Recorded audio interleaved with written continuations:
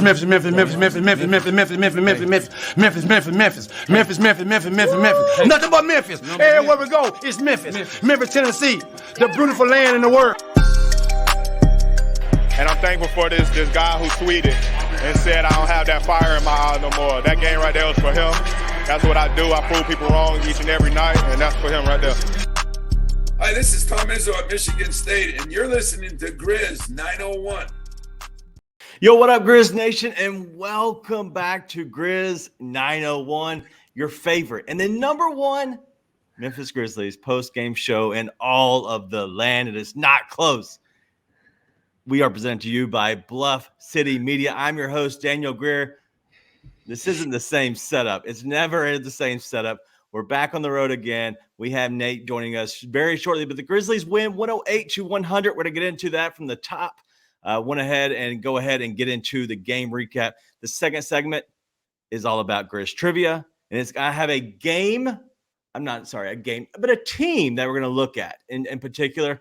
And after that, we're going to look at on the radar as we always do. And we're actually going to diagnose and talk a little bit about a team that's selling, and that is the Washington Wizards. Last thing is we're going to look at the Miami Heat. That is a game that is a preview.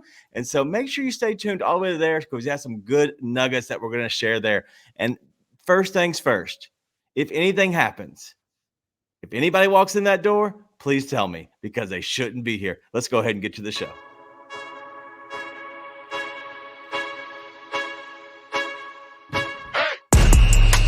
Yo, little dancing, little vibes. I like it. What's up, man? Suck it, Trudeau. Let's go. All right, so how'd you like the game tonight? Enjoyable. That was obviously once they were up 19, this statement no longer applied. But that was one of those games where, unlike last game, even if they had lost, I'd have been like, good effort. Yeah. I enjoyed it. So all around, great effort. Shout out to the Hornets making it close again so we can see Cat keep scoring. But I got to say, Jaren played pretty well tonight. But that's a mouse quiet 27 with the way bigs are scoring tonight in the NBA. Does that even is that even good? Is 27 and 6 steals even good? I'm not sure it is tonight. You know what he did? Is he cashed his number on the line. I can tell you that because it was 25.5. So, hey, shout out you, Jaren. I'll take that money in the bank. Well a lot of guys played well tonight. Yeah, obviously, they did. Dak Jones is saying, that team is trash other than Barnes. Like they're struggling. RJ Barrett is great and can score in bunches, but he's not that guy. Like he just isn't. And I'm curious what they're going to do with this team. Listen, I bring it up after every game. The Grizzlies silver lining. This isn't our actual team. Yeah. Like you could be the Bulls, you could be the Raptors. Hornets, Wizards have entered the chat.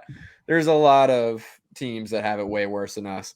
Right. But listen, there is a couple of guys. There's really one main guy tonight that I was like, dude, what are you doing? Outside of that, I thought it was good effort from everybody. A lot of really good energy. We said in the game preview, it was like no idea what to expect from this team on a night-to-night basis.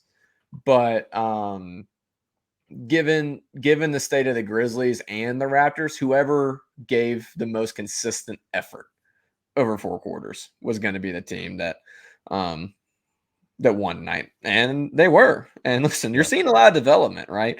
Luke as a facilitator, Jaren as the go-to guy, which they went to him early and often tonight. Vince doing a little bit more off the dribble. Roddy, dribbling it off his leg 3 times, but then taking it to the bucket 6 times. So I guess it even out on the positive side. So a lot of good stuff. I liked seeing Gigi out there to close the game initially. He eventually went back to Roddy and Conchar, but that's correct. Our honkies showed up tonight. They did. Shout out to the honkies. Look at Jitty. Oh, never mind. I was looking at Kennard. I was like, Jitty had 19 tonight? No, it's Kennard. So Jitty tonight. I was like, no way. He's credited with 5 blocks. 5. Like that's huge. Like They're all the way legit. he played tonight, doing the little things is what you want out of a Jitty type role, right? Yeah. And you're talking about a guy who could be this on the 10th, 11th, 12th guy on a good team. Like he can be that if you need him to be. It just depends on whether or not, he'll be that. But either way, really, honestly, like, big ups as Joshua says, like, to Conchar and him playing the way he did. Luke Kennard, it was a big night out of him for 19. A lot of that happened. If you see what's happening, it was last game as well, I believe, when Jaren got in foul trouble, Luke Kennard has free reign of the offense. Like it is his offense where he can do whatever he wants. And honestly, it was him being able to do whatever he really wanted to. And that was just flamethrowing. And he got hot. He was, I think, 1 of 4, and then got to back where he was like 5 of 10 overall from 3, and then went 5 of 13 to end the night. But overall, a great night out of Kennard for sure. Well, only 34 threes from the Grizz tonight. I feel like that's usually their first quarter total. So that was pretty good to see. Shot a decent percentage too, 38. Good percentage. Sorry, I was looking at the Raptors at first, 38%. But listen, it's all around just a well played game. It was a good team game, man. They were passing it left and right. They were getting into the paint. They were cutting. I mean, Jitty was in the right place all night tonight. He smoked a layup at the end, but he was in the right place all night.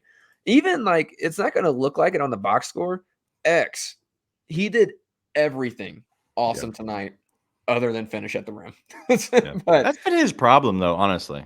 Yeah, but it's not always his problem. And he missed some tonight that he has been making, right? But he played awesome tonight. Honestly, the only guy that I was super disappointed in tonight was Santi. Santi's minutes in the first half crushed Memphis. Memphis could have been up 20 at half, dude. Yeah. And Santi, just his head has been in another planet. Now, in the second half, he got off to a much better start. And then obviously he got hurt, which means he plays for the Memphis Grizzlies. But he was the only one that really bugged me. Zaire was a bunch of nothing tonight, but I didn't think he was terrible tonight. I thought he played some solid defense in the first half. They started pick and roll on him to hell and back, but I liked what I saw out of pretty much everybody tonight. Listen, that's the best you're going to get out of Zaire, and then Santi's the only one that he may not even play for them anymore. Who knows what's going on? Given the way that this season's gone, he's probably out for 6 weeks. But or traded. Or traded. Yeah, like truly everybody contributed tonight. No, everybody did. It was a great game. Obviously there's a lot happening in the NBA where was it Embiid that went up for 70? I think. Yeah, I know. Yeah, Embiid dropped. I know Cat's 70. going off right now. Cats. Hold on, I got this game on. Somehow the Hornets are in the game. 60. So Edwards had 0 at the half. So. But yes. Sorry, at one point the Wolves starters had I'm pretty sure they had Wemby's had 33. Embiid had 70. God. Well, they had 64 and no one had more than 7 outside of Cat in the Wolves game. So Edwards has 5 now in the fourth. Yeah, Cat's got 60. Sheesh. All right, what a night. But overall, listen, the Grizzlies win 108 to 100. I do have a lot that I want to talk about. And so I watched this game from behind the wheel, all the way from my humble abode, all the way up. So what that saying is I kind of had a half of a quarter, maybe of an eye on the game, and mainly was just listening to it. And so I saw a lot of it, but I was able to really see and sit back and enjoy it. But man, it was a game where like Jaren could control that game, and I knew he would be able to when he wanted to. Unfortunately, the stupid foul troubles was just obviously got him. But I do know that he can control a game, especially when there's power forwards in the game. There's pretty much no center.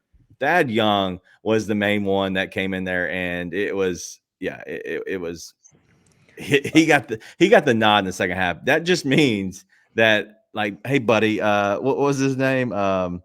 Jonte Porter, who the Grizzlies cut, you ain't cutting it, bro. You ain't cutting it. You're not good. Yeah. Not good. Well, so I have to bring up this comics. I was literally going to say it as soon as you finished, but this would be the most Cat thing in the world for Cat to drop 60 and lose to the Hornets. Yeah. I'm so hoping that's what happens tonight. Sorry. I had to bring it up because Ryan barely beat me to the punch.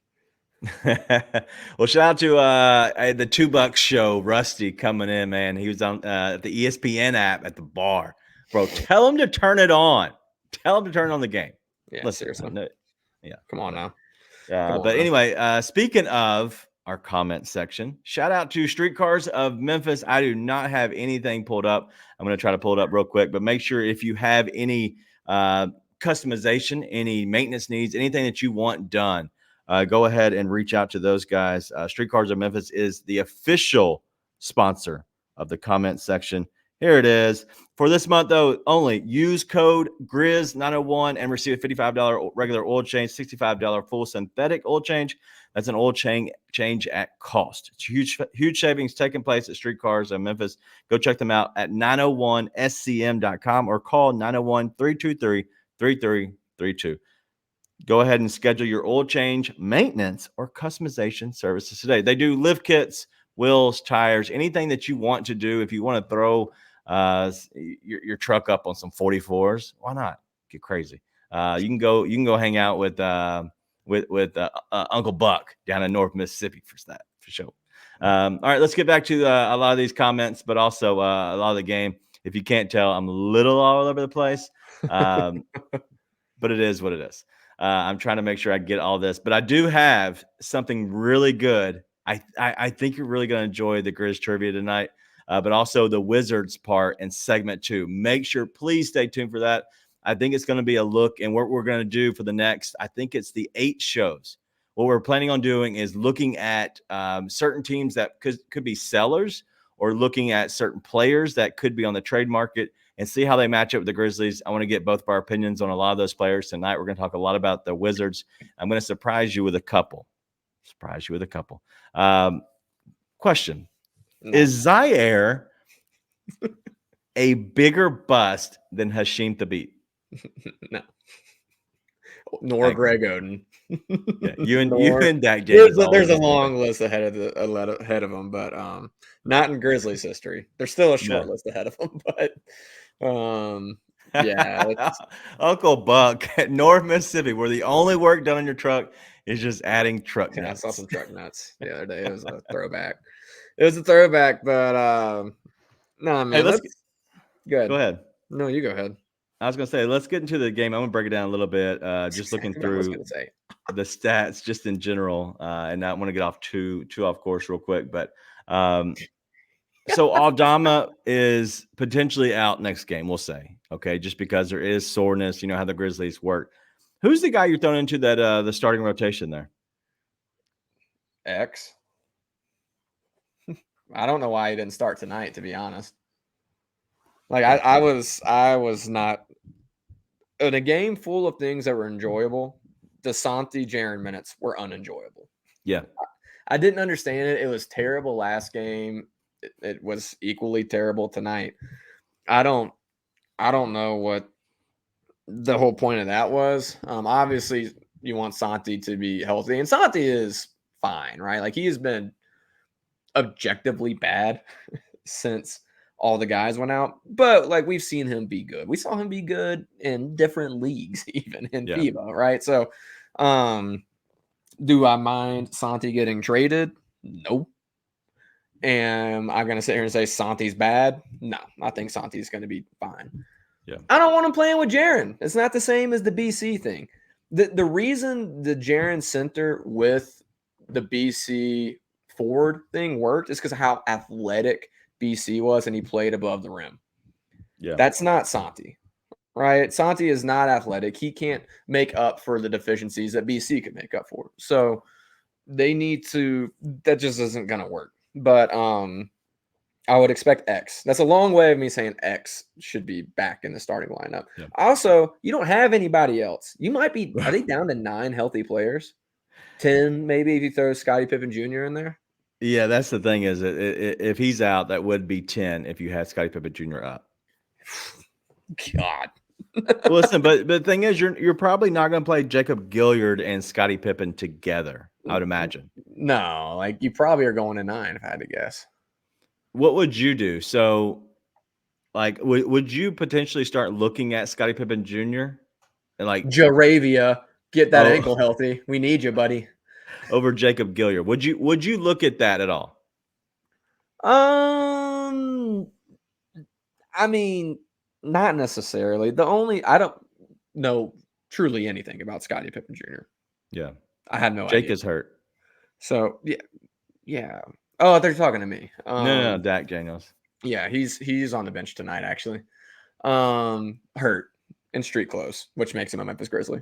But the only argument I can see with Scottie Pippen Jr. is like, hey, it's a shiny new thing you want to go try out. Because like Gilliard, for all his faults, is he does get into the offense. He is a true point guard, and it helps with the other guys around him who you want to see what they've got, right? Yeah. Like you want to see what you got in Gigi, and you want to see what you've got in Vince, and Gilliard's a good point guard to make that happen. Hornets take the lead with 3:53 remaining. Yeah. You want to see that happen. So I wouldn't do it unless you think you have something there that you actually want to try out. But I don't imagine that's the situation. He'll get some run just because still somehow dropping bodies, which is unfreaking believable. Right. It's crazy. But as far as like playing him over Gilliard, no, because Gilliard knows your system. He's going to probably be the best thing for the guys around you that you want to see. Yeah. We'll see. Hey, hashtag play groups. You perform, you get your shot. You know what's impressed me like lately is it has been the play of John Conchar for the simple fact that like he can be a guy out of the rotation. He can be a guy traded, potentially still could be a guy traded. But if you look at this team, he's a guy that, yes, I've always said a better version of him, a younger version of him is David Roddy. But man, Conchar just consistently does what he does on a consistent basis. But the problem with him is he can't hit the outside three right now. And so he's going to do those. He's going to do those great things, right? But I just don't know if he can ever find his way into the rotation ever on a consistent basis. If we are championship level, not injured team, that's an issue. And so it's like, hey, this is great to have. And I've always said it's a luxury to a coach, but like, at what point does the $6 million that he's going to be owed next year, when does that come in play? Yeah, listen, I would love that. I don't think it's going to work. That's when it comes into play. I don't think it's enough, though. It could be. It probably isn't. But, not Roddy. Jitty is a great end-of-the-bench guy who does what you need. Nothing more, nothing less. He's a great locker room guy. Which is why he's great for literally every team. Yeah, that's true.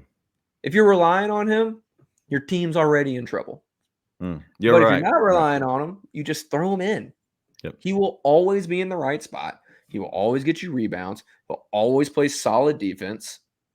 He's a guy that can be on any NBA roster and contribute what he needs to contribute. Yeah. So he's a great piece. Now, again, I'm not like I like Grimes, but I believe more so for Memphis, they'll look for a piece that really steps them up next year. I'm not sure Grimes does that when you have your roster healthy, right? Yeah. Exactly. Listen, somehow or another, Jitty finds a way to spike one every game. He gets real run. It's awesome. But like you have these pieces like Jitty, you have these pieces like Conchar, Zaire, Laravia. Hell, even something like BC. These are pieces that you can package for something that can really move the needle next year, right? Yeah. And I just don't see them making that a Conchar trade unless it's for something like that. Like a Grimes, I like, right? But it's just such a small move, right?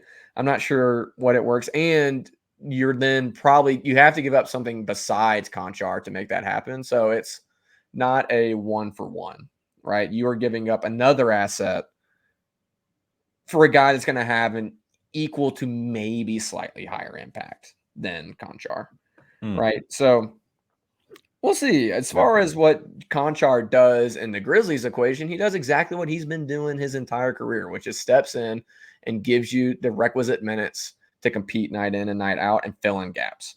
And right now, the Grizzlies have a gap every night somewhere, somehow. Yeah. But yeah, it's been really, really good with him. And he deserves a bunch of minutes that he probably won't get because of the Grizzlies situation, which is they're going to try and figure out stuff with these young guys on a lot of nights. And Jitty's like, he's going to be the odd man out. You know what you have. Right. Yeah.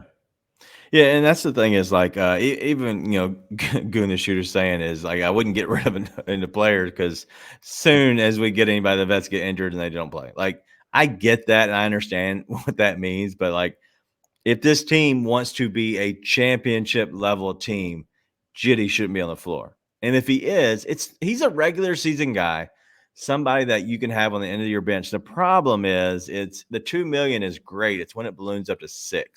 If he's not in your top 10 rotation, which he shouldn't be, then he shouldn't be getting paid $6 million. And so that's an issue. But also, Ryan, cheering for Cat to lose, but meaning Miles Bridges wins is a real Sophie's choice. It's okay. I've seen enough so far to confidently say that Miles Bridges has not contributed to this very much. I haven't seen the actual stats outside the fourth quarter, but Rudy Gobert.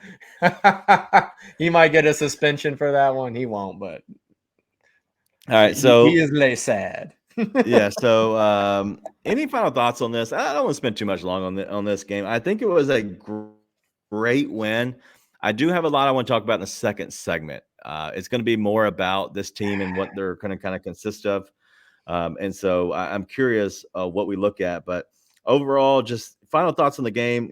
In mine are in general, Gigi, he looked good. He looks like he was feeling a little bit more comfortable tonight. Still, the 5 rebounds was big. I know he went to the first half, only had 1, so 4 in the second half was big. And Jacob Gilliard helping out run that offense was important. But then Tillman played okay. Tillman has not looked good. Zaire didn't hurt us, didn't kill us tonight. But then honestly, the starters outside of Aldama, Jaren, Conchart, Luke Kennard, and Vince Williams played amazing. We'll talk about Zaire definitely in the second segment. But anything else you want to hit on before we get out of here on and going into the second segment? Well, I'm going to disagree with you on the X stuff. Like, okay. One, Gigi was everywhere tonight in that first half. It was awesome. But I thought X did everything well tonight other than finish. And listen, he had a couple go in and out. He missed some easy shots, but he did everything well tonight. He played solid defense. The dude moves his feet so well for a guy his size. Yeah. He did really well defensively, got a bunch of boards, did all the little stuff. I thought it was a good game from X. Just because he didn't fill it up doesn't mean he had a bad night. Yeah, I don't know. I think he's struggling. I do have a question though about him. So would you bring him back next year to be your emergency backup guy? Because obviously you have but on what if you had to pay him $6 million like you're paying Jitty, what would you? Depends on what else you can get rid of. But okay. I mean, yeah, I had no problem with that. As long as there's some roster consolidation outside of him, yeah, I'd have zero problem with that whatsoever. Like, he does all the little things you need him to do. He's a great break class in case of emergency guy. I don't think you want him to be your main backup big, but assuming you have Brandon Clark, Steven Adams, the whole Santi squad healthy. Yeah. Yeah, Santi would be there as well. Santi's he doesn't do like the center stuff that you'd bring X in to do though, right? Right. But that's what I'm getting at is like it allows you, like the good thing about Brandon Clark is he allows you to be a versatile like team, right? But also so does X. X allows you, because you're not paying him a lot, he's somebody that you can count on to play. Right. If you need to go bigger and thicker, like if you had to go away from BC or if you had to kind of go smaller a little bit, with him. He also does everything you want him to do, man. Yeah. He just does all the little stuff. Same thing as Jitty, but he's a big guy. Yeah. Right. So, and you're throwing him on LeBron. They threw him on Luka for a little bit. He is surprisingly good defensively against some of these forwards. And so Yeah, man, I would be happy to bring him back. Yeah, I like it. We'll make sure you kind of stick with us. Obviously, the comment section, our favorite. I want to hear a lot of what you have in the segment because it's going to be a lot of trade talk. The second segment will be filled with that on a consistent basis. I want to hear about what your thoughts are on a lot of these Wizards players. But the comment section, as always, is sponsored by the Streetcars of Memphis. Call them up if you need an oil change, any modifications. And let them know. But we'll be right back here in about, I'm going to do the long one. I got to go get something out of my car real quick if I can make it. So we'll be right back here in minute 44. I also see the game a little bit differently than everybody else. Like I don't put a lot of, I guess because when you're a journeyman role guy like myself in the league, the feeling side of it, I don't really get wrapped up in that. Yeah.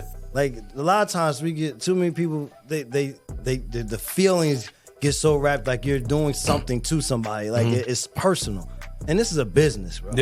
And that's the mindset I try to tell all these young guys when you come in. The sport of basketball stops once you become a pro. Yeah, it becomes the business of basketball. Yeah, make sure that you got guaranteed contracts. That's what I tell everybody. Don't get wrapped up on this team that's on the front because this can change. You just want to make sure that this Jerry West logo, I got this little Nike. You want to make sure that Jerry West is on your jersey. There's not an iron on. Exactly. You see what I'm saying? Exactly. That is sold in. Yeah. That's what you have on you. And if you can keep that mindset, then you can, all of the outside bullshit, you won't even worry about what this person said about me. People look at me and say, I done had that dude 5'10", play 12 years in the NBA. Wasn't no big time scorer. Dude just was a good guy that played on his team. His teammates knew that he was going to be there for him.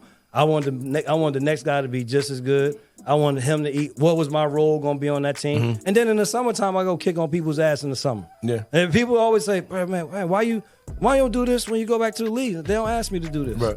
You doing what's keeping that logo on your chest. I'm doing what's keeping this logo right here. And then when I come in the summer, we're going to get it in. That's that keeps my juices flowing until the next time. That's what's up, man. Tune in to The Anthony Sane Show, Wednesdays and Fridays at 12 p.m. weekly on the Bluff City Media YouTube channel.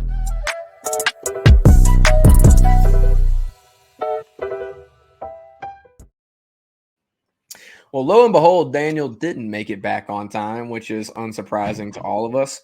But, I'm watching this Hornets-Timberwolves game, and I just watched LaMelo Ball not challenge Rudy Gobert with the game on the line. And my first thought was, Ja would never. And we've seen all these comparisons lately. The NBA needs to give Ja his flowers. And speaking of flowers, Pews. And from flower shop to commercial landscape, Pews has been around for 30-plus years servicing the Mid-South. 30-plus years, but did you know that Pews also does residential lawn care? Pews Residential Spray can take care of all your weed control and fertilization needs. If you want to create that perfect weed-free lawn, then call Pews Residential Spray today for a free estimate. 901-633-2118, and let them know that the Grizz 901 crew sent you. Seriously, let them know that we sent you. Need to do that. And remember, with Pews, you get big company strength, small company values. How about that transition, DG? Professional transition, man. I heard it and I'm very proud of you. Where have we come over these years from just being just terrible and just rough to being professional? Speak for yourself, dog. I'm a natural. All right, let's get to the Grizz Trivia. I want to get to that first and foremost. Thank you for kind of sticking it with us. I got back here in the comments where we're moving so much. I was excited that we didn't lose. But the main thing is, it is in danger. The main co-host.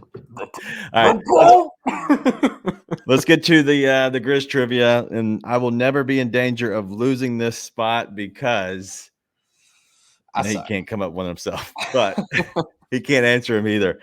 So since 2001 and 2002, when the Grizzlies first came to Memphis, what team has the best winning percentage versus the Grizzlies? They have won at a 70.5% all time and 40-plus games in that time. Of all the teams that I'm going to be mentioning, every one of them has played 40-plus games. Every single one. San Antonio is wrong. San Antonio is third with a 60%. I felt pretty good about that. Boston. My God. I don't like you and Dak.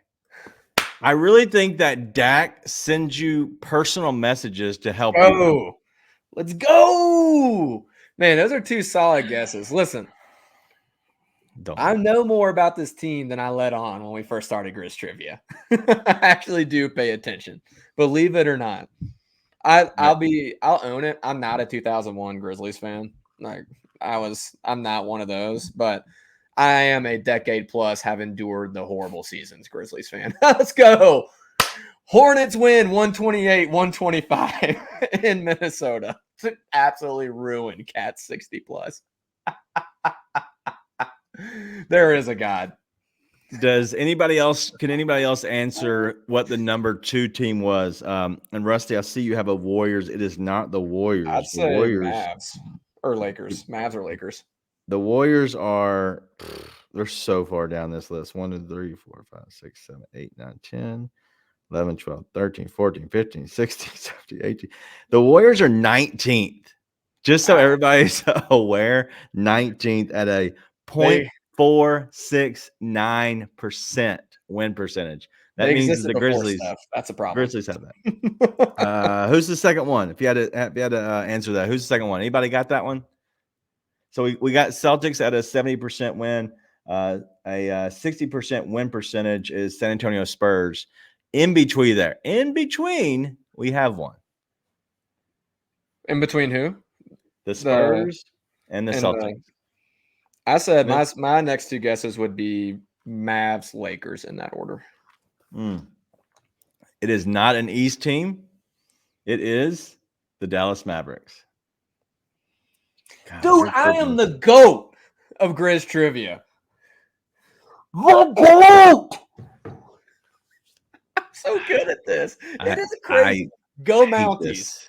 I hate this segment more than ever. I hate this segment. Whatever. This is stupid. I'm never doing this again. All right. Let's go ahead and get into on the radar, and that's going to be the Washington Wizards. Thoughts on Washington blowing up off the top? Is there anybody that you can think of right now that you're like, hey, that's who I would want if I could make a move to bring somebody on the team? Gafford. Really? Yeah, he fits. He fits. I don't know if I necessarily want him as the starting 5, but he's a rim running, rim protecting, rebounding big man. And he just fits. He just fits that mold. I don't think it makes a ton of sense because of what I think you would say, which is you're probably bringing him over to be the starting 5. Yeah, that's just the dumbest thing I've ever heard. But it's like, as far as like the best fit over there, I'd say him. I Kuz is like the prototype fits a lot. But no, he doesn't. No. Hear me out, because I know you and me agree on this because we talked about it. I can't see him as anything other than I know he's technically won a championship. Technically, I know Ryan's in the chat, so let us be clear. And we know he played, which just means he had the best seats. He was sitting in the corner, getting the absolute best seats possible to watch LeBron win a championship. I just can't see it. I just can't do it. And like, what are you bringing him in for? Truly, like, what are you bringing him in for? To start? For Kuzma, has to be a starter. Yeah, no. Dude, listen, let's go. Smart. Let's go down here real quick, and let me just kind of read you who makes their money, right? And these are the people that we're going to go over. Jordan Poole, it's an escalator. He starts at $27 million this year, and it goes up to 34. Kyle Kuzma, he's under contract the next 4 seasons, so this season and 3 more. It does de-escalate, and so it 25 all the way down to 19. Tyus is at $14 million. Daniel Gafford is he's on 3-year contract. That includes this year 12, 13, and 14. So it's a small escalator, not much. Landry Shamet's 10, 11, 11. DeLon Wright's on expiring 8. And then Denny Abdia he's on 5 years, like total $6 million this year, and then it doubles pretty much 15, 14, 13, 11. So it does have a de-escalator in it. It does come down. And then Corey Kispert is $3 million this year, 5.7 next year. All right, so let's go ahead and get into the first one that we're going to rule out. And yes, you are going to blow it up, even though it's already demolished. We're going to blow up the Washington Wizards. The first guy who I don't want, I do want him, but I don't want him because it doesn't make sense, is Tyus Jones. What's your thoughts on Tyus Jones? Yeah, I mean, I'm with you. Like, I love him, but I don't see how you make that work. He's great for this year. Phenomenal. Yeah, I know. We'd all kill to have him right now, wouldn't we? It's great. Yeah, it's like you gave him up for a reason, and the reason still stands. You can't play him with Ja when it matters most. And he's going to command too much money for you to make that work. Yeah. That's it. I agree. If you got him on a Derrick Rose number, then yeah, heck yeah, I take that, but not happening. Yeah, and the other guy that I'm rolling out, like, I don't even need to look, and that's Jordan Poole, for sure. Like, don't need you. He doesn't exist to me. Yeah, he's not real. All right, the birds aren't real. All right, let's get to the other part real quick, and that's going to be starting off with Kyle Kuzma. I know we've talked about it a little bit. He is a fit on this team in a sense. Like, Kyle Kuzma making 25 and it goes down to 19. That does help you with the incoming money, but he's not a true winner to me. I don't love his. I don't love his attitude. I don't like his swag. I don't like his vibes. I don't like anything about that. Who? Kyle Kuzma takes me out on him completely. So is there any way that you would say I would be cool with getting Kyle Kuzma, saying send out like a Smart or a Kennard to go get him and bring him back? Let me be clear. I don't have, and I don't think you do either, but the way that came off was like almost like a person, like I don't like his attitude. I don't think he has like an attitude problem or anything like that. I just think the dude's played a lot of losing basketball. That's it. So I just want to be clear. It's not like I think he's like a locker room issue or anything like that. He probably is. You got mad at like Dylan Brooks shot chucker. You're bringing in a shot chucker, in my opinion. But I think Avia I could work with. Kispert I could work with. We're not going. Hey, slow your roll. I'm steering this ship, not you. Kuzma improves the top 8. True or false? I crush an ad read, and all of a sudden you're getting real insecure over there. A little TWS going on the Grizz 901 podcast. That's for the OGs. That's for the OGs. If you don't know what show. TWS means, that's on you. You need to go. Yeah. But ask somebody. Ask somebody in the chat. Ask a friend. I don't even know what you asked me at this point. Kuzma, does he improve the top 8? Because the reason I say that is because that does make sense. You bring Kuzma onto the team. That means you don't lose anybody. The problem is you have to send out something to make up that $25 million contract. So you're going to have to lose a Steven Adams, Brandon Clark, Marcus Smart. You're going to have to lose somebody like that. You have to. No, he doesn't. Because like you're saying, you have to give up somebody. That's the issue. And as far as fit goes, no. Because I'm thinking about top 8. This is, again, healthy, right? We're not – who cares about this year? We're punting this year. Correct. Ja, Dez, Smart, Jaren, Stevo, BC, Luke, Vince. Yeah. He does not fit better than any of those guys. Like, you could say, okay, like you want to go with a body build prototype, fits better than Smart.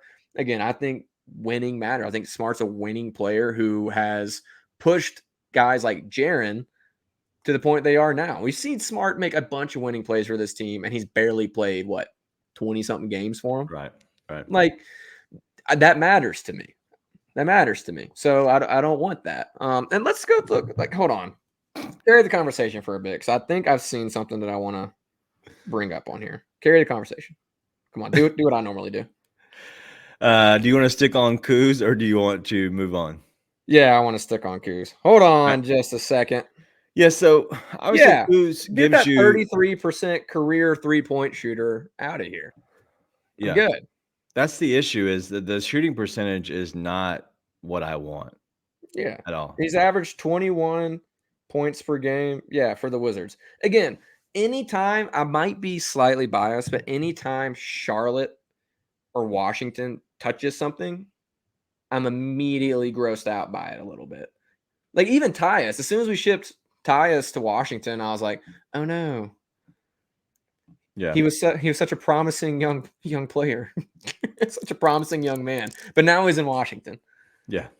And so it's like Washington, Charlotte, Detroit, now that Monty's there, I guess. Yeah, So maybe that's it, but he shoots like 33% career from three. Yeah. Like I'm okay. I don't think he moves the needle. No, I'm not big on Kyle Kuzma at all. All right, let's get to some guys that you might be big on, and one you've already talked about is Daniel Gafford, right? So he does, he has a contract that does fit here.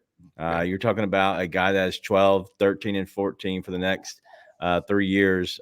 This year, he's on his $12 million contract, and so you would be paying for that.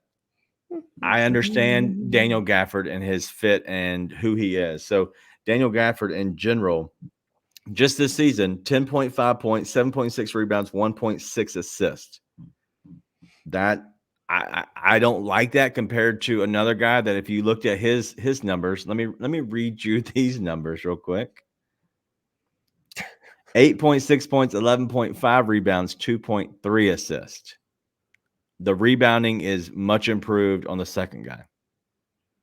Who is the second guy? I'm looking Adams. at contracts. Steven Adams. Yeah, I mean, I'd rather have Gafford than Adams.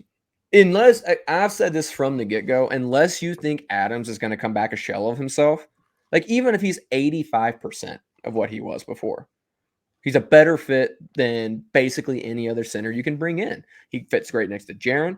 He fits great next to Ja. He fits next to Bane, next to Luke.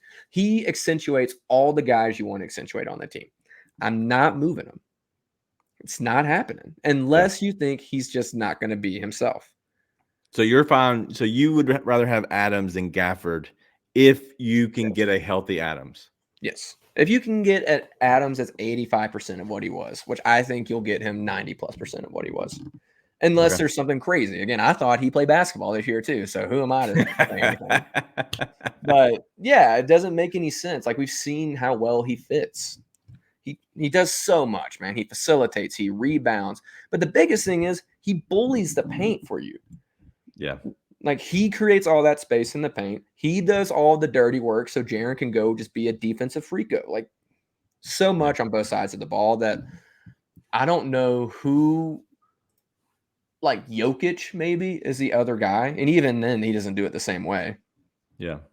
Well, and the thing is, like, and the Gafford thing is, the first thing I looked at is, what are his numbers saying? And I wanted to see that, see what the rebounding looked like. He's never been a great rebounder. Like, he's fine. Like, the highest he's ever had is this year, and it's 7.6. And, like, it's 4.9 off of the defensive end, 2.6 off of the offensive end. If you go look at Steve-O, like, it's incredible, those numbers. But just in general, as Dak Daniels was saying, it's hard to imagine that Steve-O is going to regress much because the athleticism, what he was doing, it's not about it, not a part of his game. It's really just him being big. And what I looked at is these guys are pretty much the same size and height, but Gafford gives up 30 pounds to a guy like Steve-O. And what do you need on this team? You need somebody that can be kind of a vet, but also somebody that can push around people because Jaren needs to play the 4. Now, if you want to say, hey, let me get somebody else that allows Jaren to still play the 4, but still have some size, that's fine. But the problem is like, dude, Gafford does not shoot the 3 at all. Like, if you're going to do that, give me a rim running 5. Give me somebody that can do that. If I'm going smaller, I need somebody to shoot 3. Gafford is what you want. He is a plus of what you want as your backup big. He is a plus of what you want as your backup big. Correct. He's just not a starting center. But, well, yeah. You don't want him to be your starting center. And he just, again, he doesn't fit as well as Steve-O. Not many people do. But one thing you just said right there, I do want to point out is we've seen a lot more Jaren at the 5 the past few games than I think people realized because it hasn't stood out like a sore thumb. So low-key, Jaren has been playing center and being awesome while he's been doing it. So I think ideally Jaren is playing the 4, but Jaren at the 5 is kind of happening. Yeah. No. Well, sorry, Austin. The answer is no. Austin, man, I appreciate you, but DeAndre Drummond is not better than Steven Adams. Never, ever will he ever be. Ever. Never. Yeah, that's just incorrect. I'm sorry. All right. Sorry, I didn't mean to pick on you, Austin, but I do love Adams, and I do love Drummond, but Yeah. Drummond is not the same. He rebounds really well, but he's not the same guy. I was gonna say I'm a little bit between Austin and Keith. Keith is saying he's a bad fit. I don't necessarily think he's a bad fit. I just don't want him over Adams. No. I think he fits fine, and he's not going to be like a centric enough player that I mind where he has played or anything like that. Yeah. Right. Like, anyways. All right. Let's get to the last two guys. Corey Kispert. As I said, he's making minimal money, $3 and $5 million. Nothing really crazy, but he's a guy that you could get possibly for cheap. He's under contract next year. Like, they know that, that he would be obviously going to be leaving at some point. I don't know why you would sign unless you sign for a big money deal in general. The only thing that worries me is he's not an amazing rebounder. 2.2, 1.5 assists. He does shoot well. He has the lowest percent, or 36.9 this year. That his shooting has not been crazy good. And honestly, I don't know what you would have to give up to get him. Well, but weirdly enough, I think he just blends in on this team if he is. They like higher education fellows in Capitol Hill, and we have a Stanford alum sitting here in Memphis that I'm sure could go 1-for-1 to Washington. Why not send Zaire Williams? He could get that post basketball career on track as well. Yeah. So that's one thing I would say is, like, if you could give up a Zaire straight up for, getting back a guy like Corey Kispert, would you be fine with doing that 1-for-1? Yes. Okay. The answer is yes. It's going to be nice. The answer is yes. Okay.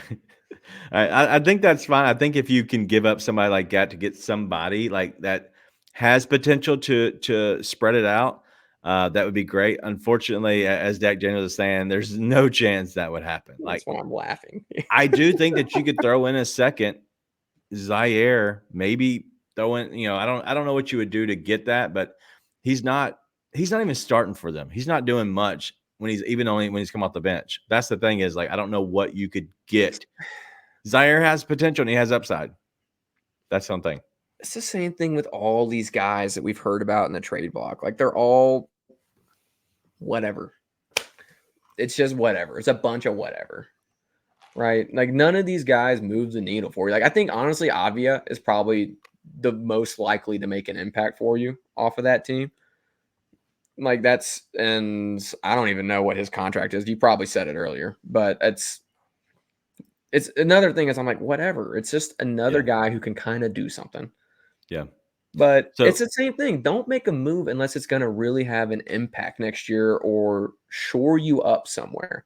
Like, I'm not moving any of those top 8 guys we just talked about unless you're getting a real piece back. Like, I'm talking, it's got to be Jeremy Grant level.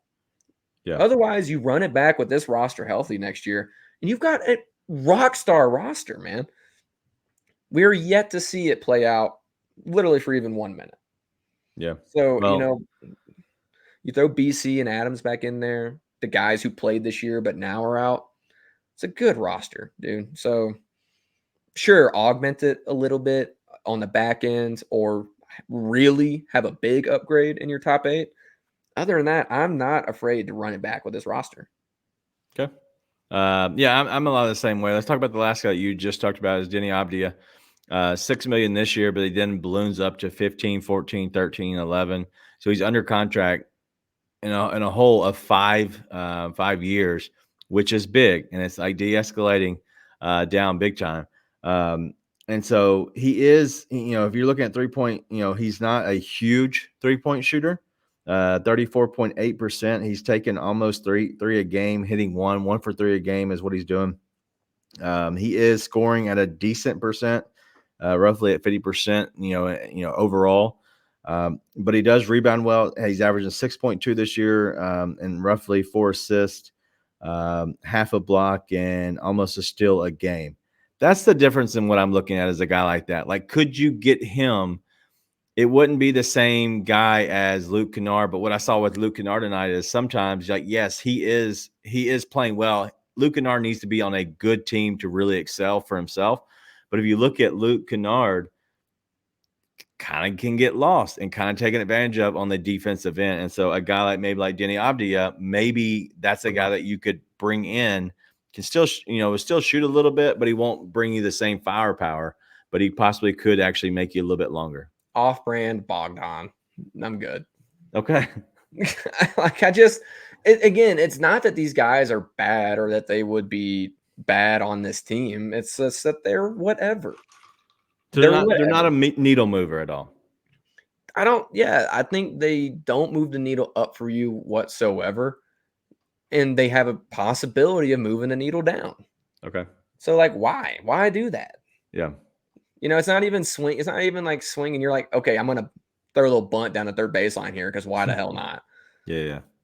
So there's no reason to make a move to get somebody on a long-term deal that is okay. Like, it's not a lot of money that you're forking out, but you have somebody in a long-term contract. I don't know what you can get with Luke Kennard. If you want to keep Luke Kennard around for years, like I'm saying, just looking down the road a little bit to keep your window open, I don't know what you can do with him, because he's going to obviously probably want more if he gets better. If not, you're probably going to pay him the same thing, and that's not really what I want to do. Luke Kennard, I don't think is worth the amount of money he's getting. Probably not, but I mean, we've watched him expand his game tonight, right? Now it's one game. We'll see if he's able to do it more than once, but he's taking guys off the dribble and he's facilitating tonight, which is not something we've seen him do successfully. Maybe it's just because the Raptors are trash. That would be a completely fair argument. Yeah. But who knows? Maybe Luke starts getting more comfortable and fitting in. But it's the same thing. You're augmenting around your main guys. We've always said this, or I've always said this. You don't pay for the value of the guy. You pay for the value of building around your guys. Okay. Like, what fits with your guys? Who cares if you overpay Luke Kennard? Who cares if you overpay Marcus Smart or whatever, if it fits perfectly with your guys, right? Yeah. Like, who knows? And it's hard. Again, the playoff stuff, it's so hard to say because we've barely seen any of these guys in the playoffs. We've barely seen any of these guys play together in the playoffs. They always get hurt. Adams, Ja, Luke, for that matter. Heck, Luke was on the verge of turning that series around last year. That he was the guy that, like, hey, they found something here. So it's like you can't say all that stuff, in my opinion, and have like it hold real water. So it's these guys, again, you can say, oh, well, they're never healthy. Dude, if you're never healthy, you're never going to win. It's part of it, right? And all you can do is build the right roster around. And like I don't know if there's any of these guys that are injury prone outside of maybe at this point, Ja. Like, he's the one that seems to consistently get hurt out of these guys. Yeah. So it seems like a 1-year deal, not like a consistent basis. But they have been hurt in the playoffs. That's what I'm saying.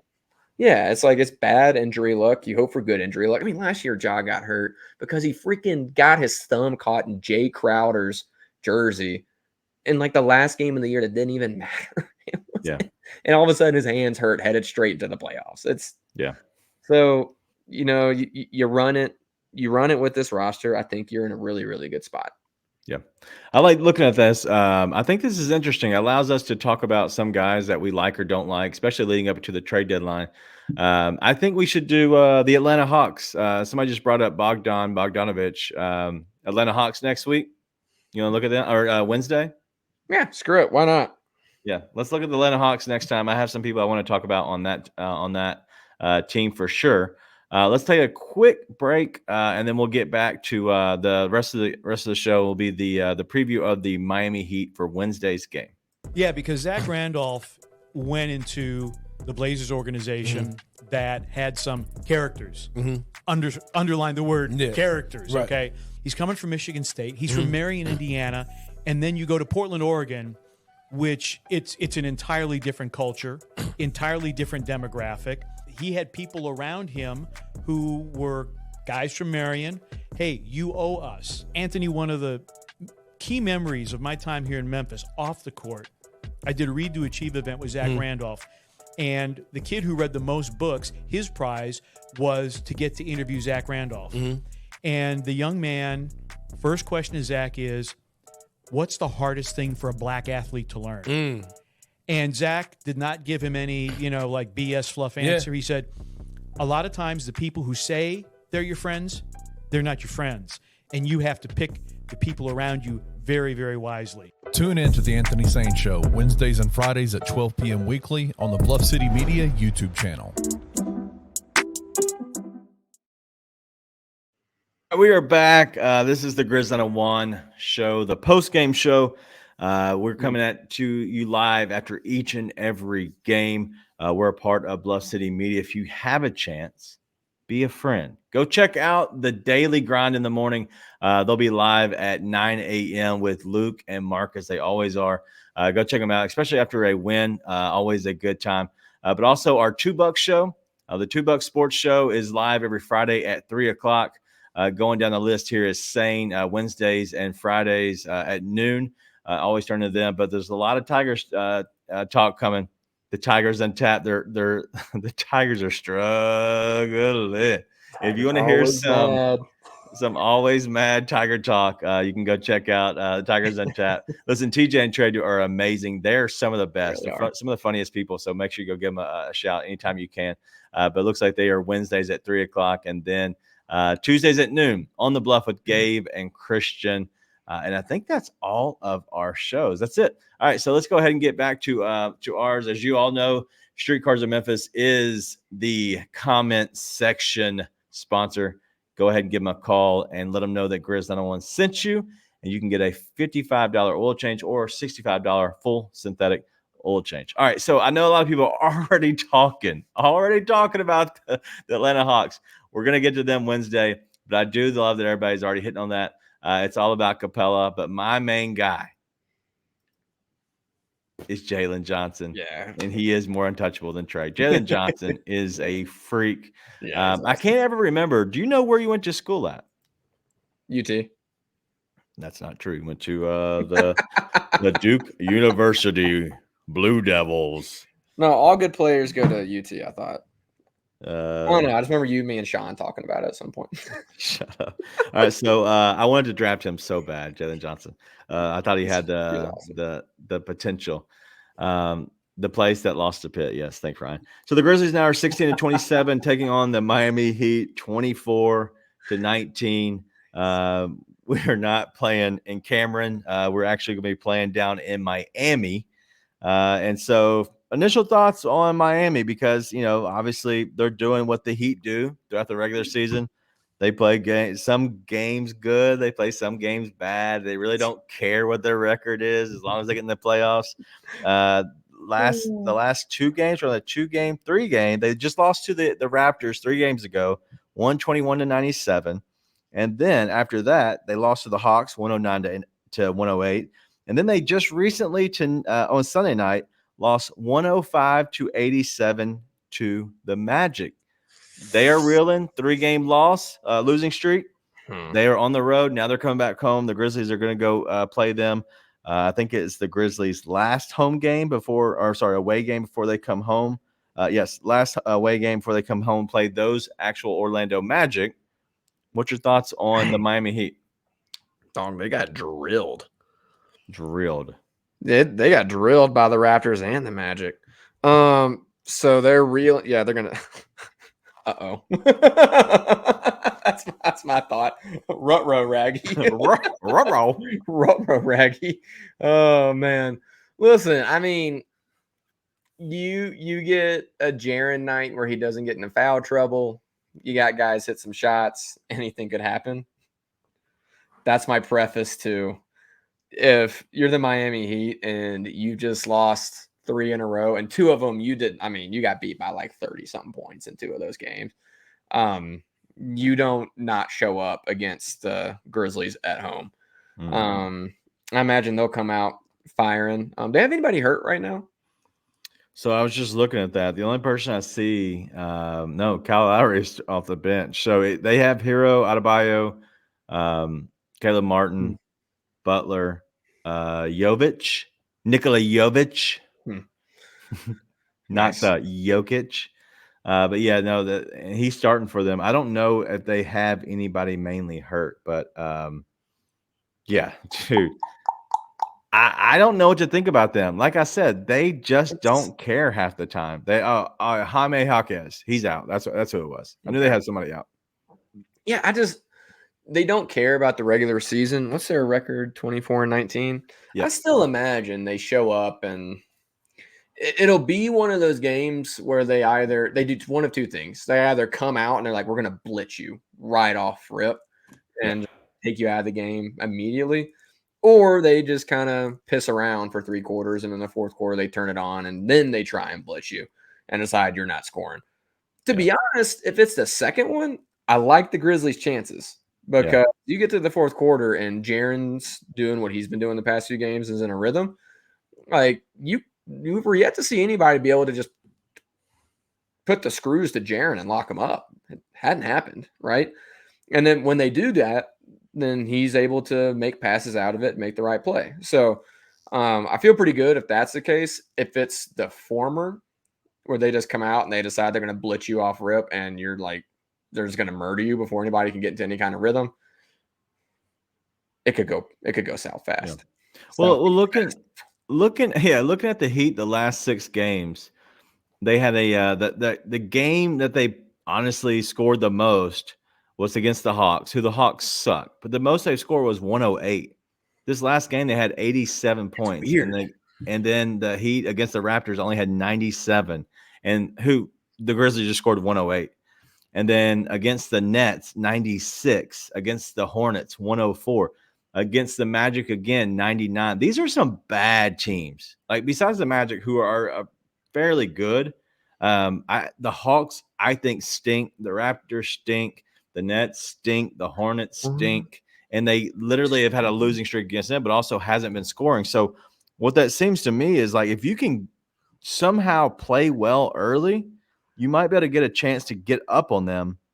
But these games are low scoring. The reason I say all that is because the Grizzlies, I think, are okay low scoring. Like, I think if you look at these games with the Grizzlies, the best thing about it is if you can keep them in the game, that's all about it. The only time they've really been bad is when these other teams just ran out from them, because the Grizzlies can't catch you. If you run out from them, they can't catch you. That's just the truth. But if you can stay with them, the Grizzlies, this is the type of Grizzlies that I really like, is games like this. And so they're going to have fresher legs. The only thing that bothers me is they're coming from Toronto. They're going to go down to Miami. 2 places that have good nightlives. I'm just saying. Half them kids can't even get by with a fake ID. Let's just pretend that's going to work. That's true. Let's pretend that's a real thing for NBA players. Yeah, as Ryan's saying, is the Heat are going to go into more of a zone. And listen, they might, but that's, we'll see. And honestly, it could be that, where they try to zone them out and try to make them shoot. But that would be, I'm curious to see that. It's going to be, I mean, they did okay with it tonight. They got to use Jaren as a zone buster more, don't you think? Don't you feel like that should be something they do? Yeah, and what you see now is, and I thought this was very smart from Jenkins, and because as a coach, you're having to adjust from not having Ja on your team to now you go to Desmond Bane, who's being the facilitator, and then you lose Desmond Bane and Marcus Smart, so you have no facilitator. There's no point guards on the team, and him going to Jaren, because what was happening is they were letting somebody else, run the point, maybe even like Conchar Moore, and they would throw it and down into Jaren.